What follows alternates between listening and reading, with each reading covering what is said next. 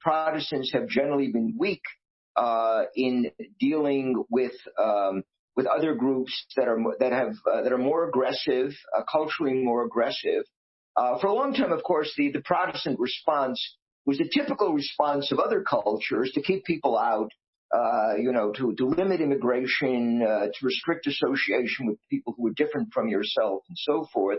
I think what happened was that Protestantism, as I argue in my book on multiculturalism and politics of guilt, was afflicted with social guilt, and they felt that they were behaving in an unchristian fashion, and that one should be nice to outsiders, and we have to let them in, and so forth.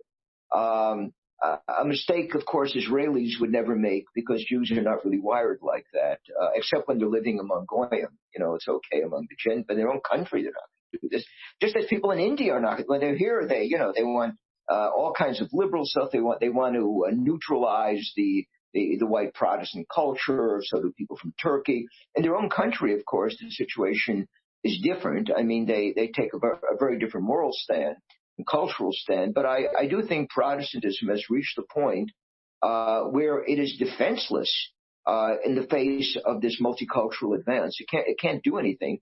I'm not sure the Catholic Church is doing any better, but in America, but the Anglo-American world is primarily Protestant. The Germanic world is Protestant.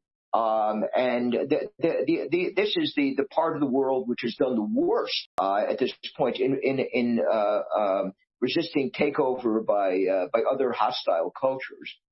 I'm wondering if Luke, I am also of Anglo-Saxon heritage, not as much as him.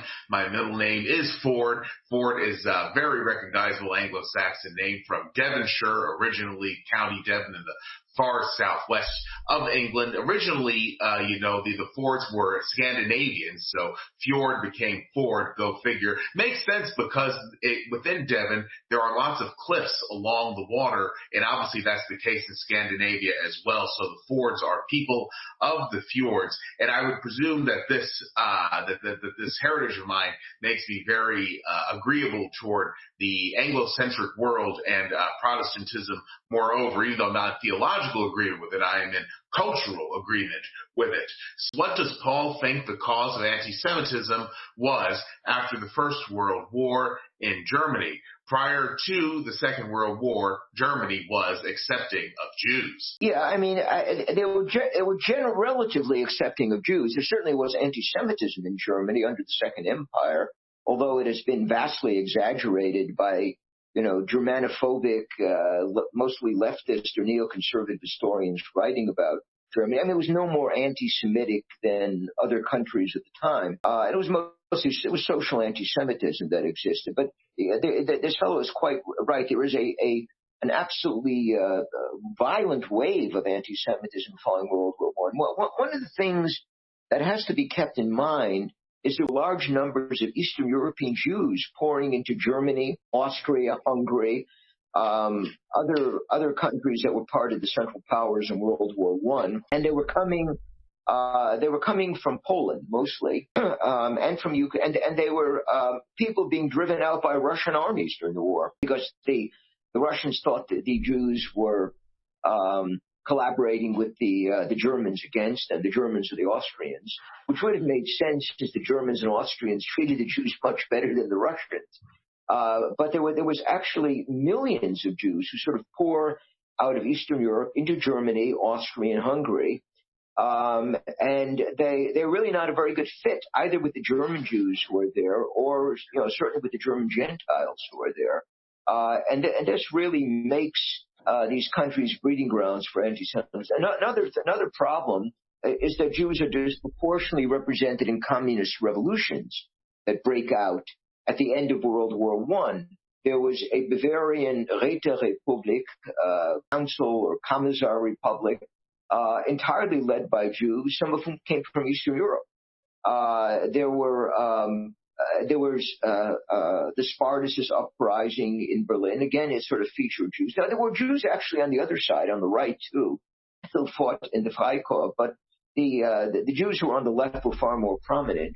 The socialist movement in Austria was disproportionately Jewish, and just about everybody in the Bela Kun uprising in Budapest in 1919 was Jewish. I knew the daughter or granddaughter of the only Jewish member of the ruling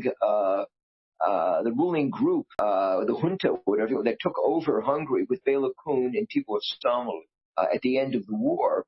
And they were quite ruthless. They killed a lot of people. They went into the countryside and hanged peasants. Whereas the Hungarians before had virtually no anti-Semitism, the influx of large numbers of Jews from Galicia were largely fleeing the Russian army, together with the disproportionate presence of Jews in the communist movement, definitely fuels anti-Semitism, which becomes quite powerful in Hungary in the interwar period. I mean, it doesn't take on murderous proportions under the Horthy dictatorship or authoritarian government, but it's certainly there. And in Germany, it becomes a very powerful force. By the way, there is very little evidence that Hitler was an anti-Semite before the end of the First World War. You read Brigitte Hamann's Hitler's Vienna. She shows that, he was out there demonstrating for Gustav Mahler when anti-Semites didn't like Mahler's music and so forth. Hitler came to and his family was certainly not anti-Semites. They had Jewish friends and so forth. He came to his anti-Semitism very late. But when he did, it was already a growing force in German political and cultural life after the First World War.